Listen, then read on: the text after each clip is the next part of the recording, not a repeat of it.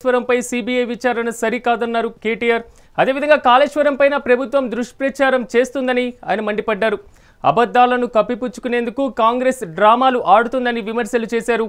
అనంతరం గండిపేటకు తెస్తున్నది కాళేశ్వరం నీళ్లు కాదా అని కేటీఆర్ ప్రశ్నించారు.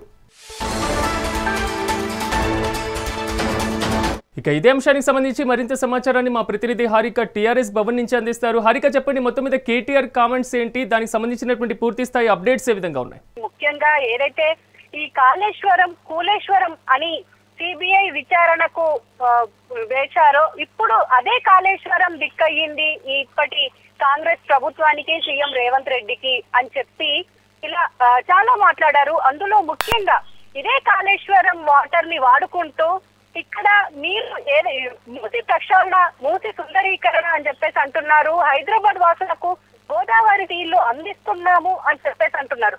మరి ఆ గోదావరి నీళ్లే కాళేశ్వరం నీళ్లు అని ఎందుకు ఒప్పుకోవడం లేదు సీఎం రేవంత్ రెడ్డి అని చెప్పేసి అంటున్నారు.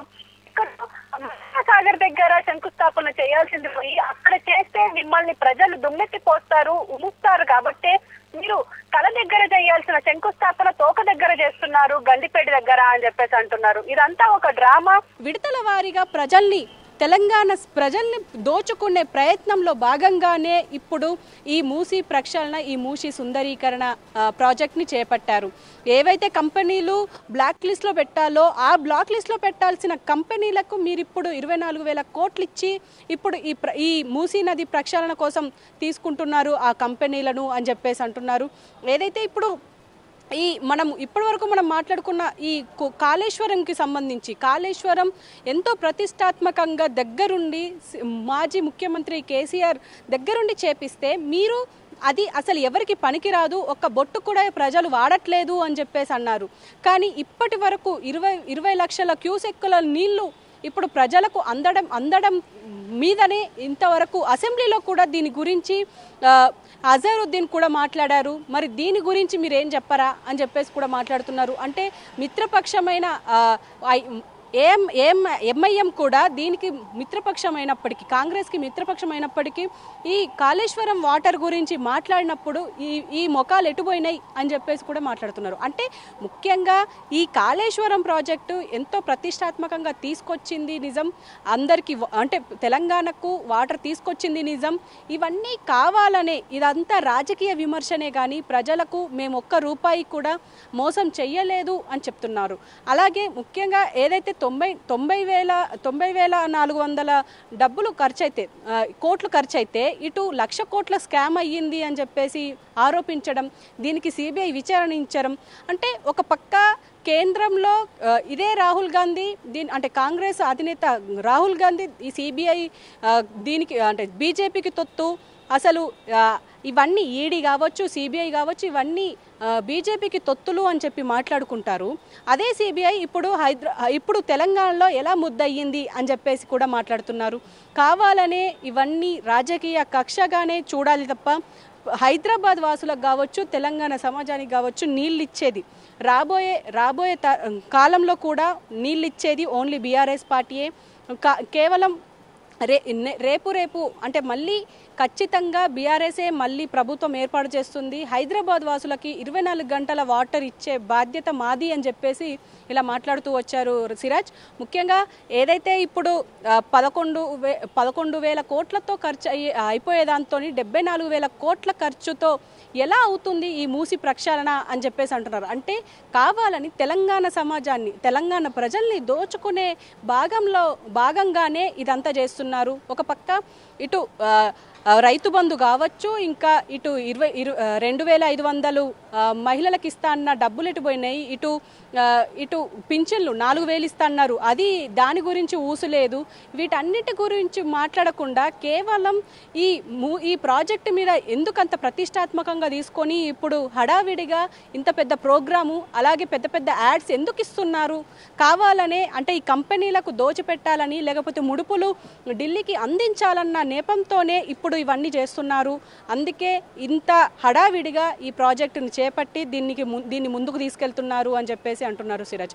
ముఖ్యంగా ఇప్పుడు ఇదే ప్రెస్ మీట్లో ఇంకా మిగతా విషయాల గురించి మాట్లాడుకోవడం జరిగింది. అందులో ముఖ్యంగా కవిత ప్రస్తావన తీసుకొస్తే మాత్రం ఎమ్మెల్సీ కవిత గురించి అడిగితే పార్టీ తీసుకోవాల్సిన చర్యలన్నీ తీసేసుకుంది, అంటే పార్టీ చర్యలు తీసుకున్నాక ఇంకా నేను మాట్లాడేది ఏమీ లేదు అని చెప్పేసి వదిలేశారు. అంటే ముఖ్యంగా మనము కేటీఆర్ ప్రెస్ మీట్ పెడుతున్నారు, ప్రెస్ మీట్లో ఖచ్చితంగా అన్ని విషయాలు మాట్లాడతారు అని అనుకున్నారు. కానీ ముఖ్యంగా ఈ కాళేశ్వరం ప్రాజెక్టు, అలాగే ఈ ఏదైతే మూసీ నది ప్రాజెక్టుని ఇంత ప్రతిష్టాత్మకంగా సీఎం రేవంత్ రెడ్డి తీసుకోవడం వెనకనే దీని గురించే చర్చ నడిచింది, దీని గురించే మాట్లాడారు.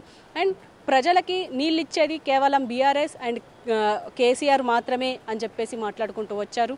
హారిక, మొత్తం మీద కాళేశ్వరం అంశం మాత్రం తెలంగాణ వ్యాప్తంగా హిట్ పుట్టించినటువంటి నేపథ్యంలో కేటీఆర్ పూర్తి స్థాయిలో రిపోర్ట్ని కూడా సిబిఐ ఎంక్వైరీకి కూడా ఇస్తున్నటువంటి నేపథ్యం కనిపిస్తుంది పూర్తి స్థాయిలో కాంగ్రెస్ పార్టీ. ఈ నేపథ్యంలో దాన్ని కూడా తీవ్రంగా ఖండించారనుకోవచ్చా? అదేవిధంగా రాజ్యసభ ఉపరాష్ట్రపతి ఎన్నికలు కూడా వస్తున్నాయి కాబట్టి ఆ పార్టీకి సంబంధించినటువంటి దాని మీద కూడా కీలక నిర్ణయం తీసుకున్నారనుకోవచ్చా? డెఫినెట్గా. అంటే ఇంతకు ముందు వరకు ఏదైతే ఇప్పుడు యూరియా సమస్య తెలంగాణలో ఎక్కువగా నడుస్తుంది, పైగా దీని గురించి రైతులతోని మాట్లాడే ప్రయత్నం కూడా కేంద్రం చెయ్యలేదు, అందులో బీజేపీ అసలే చెయ్యలేదు, ఇటు కాంగ్రెస్ అసలు పట్టించుకోవడం లేదు. ఇక్కడ ప్రభుత్వం ఉన్నప్పటికీ కూడా యూరియాకు సంబంధించి అసలు ఎలాంటి చర్యలు తీసుకోకపోవడంతో మేము ఇప్పుడు ఈ తెలంగాణ ప్రజల రైతులకు మద్దతుగా మేము ఈ ఏదైతే ఎన్నిక ఉందో రేపు జరగబోయే ఈ ఉపరాష్ట్రపతి ఎన్నికలకు సంబంధించి ఏదైతే ఈ ఉపరాష్ట్రపతి ఎన్నికలు జరుగుతున్నాయి రేపు 10 గంటల నుంచి 5 గంటల వరకు, దాంట్లో మేము పాల్గొనడం లేదు అని చెప్పేసి స్పష్టంగా చెప్పేశారు. అయితే ఏదైతే ఇప్పుడు కాళేశ్వరం ప్రాజెక్ట్ కి సంబంధించి అలాగే ఈ మూసి ప్రక్షాళన అని చెప్పేసి మేము ఆల్రెడీ అనౌన్స్ చేసేసాం. మల్లన్న సాగర్ నుంచి కావచ్చు, ఇటు గండిపేట కావచ్చు, ఎత్తిపోతల పథకం ద్వారా ఈజీగా గ్రావిటీ ద్వారా నీళ్లు వచ్చేస్తాయి.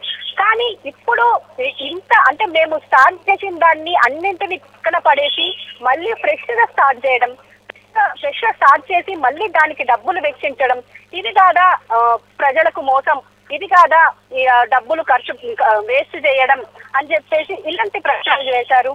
అంటే ముఖ్యంగా ఏదైతే ఈ కాళేశ్వరం ప్రాజెక్టు కి సంబంధించి ఇంతవరకు అసలు ఏ ఒక్క రూపాయి మేము వేస్ట్ చేయలేదు అని చెప్పడానికి మా దగ్గర అన్ని ఆధారాలు ఉన్నాయి. 9th బ్లాక్ లో 2 పిల్లర్లు మాత్రమే ఇక్కడ డ్యామేజ్ అయినాయి.